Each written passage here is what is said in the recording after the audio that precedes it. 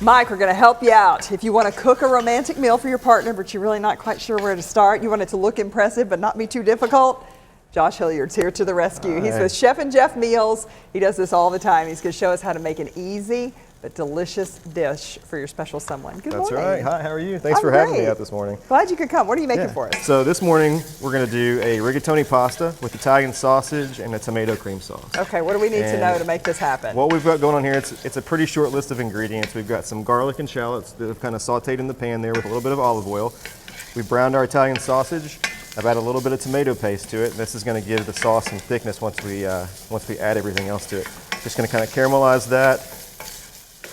While you're doing that, what are some of the biggest mistakes that either beginners or people who don't cook frequently make in the kitchen? If somebody decides I'm going to make a special meal for my lady tonight, but I haven't done this in a while. I think just trying to overcomplicate it is some of the biggest mistakes I find. I mean, you try to do things that are within your means or within your level of knowledge, you know, something that are simple. Pasta dishes are always fairly simple to do. But yeah, just try to make it simple. And then as you get more experience, as you get a little bit better, I think it's easier to kind of challenge yourself a little bit more. Yeah. Seems that way with everything. So.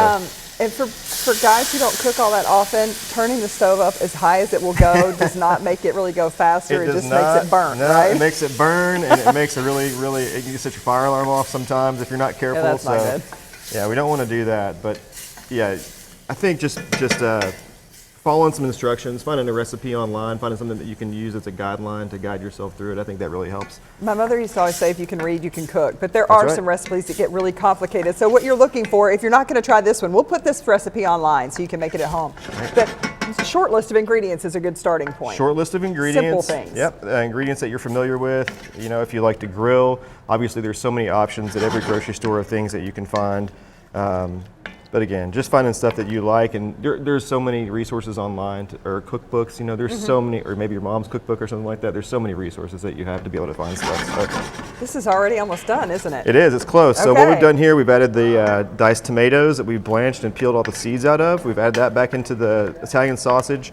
We've added a little bit of fresh basil and oregano chopped up, and then we're gonna add our cream to the sauce. If I can do this without making a mess here.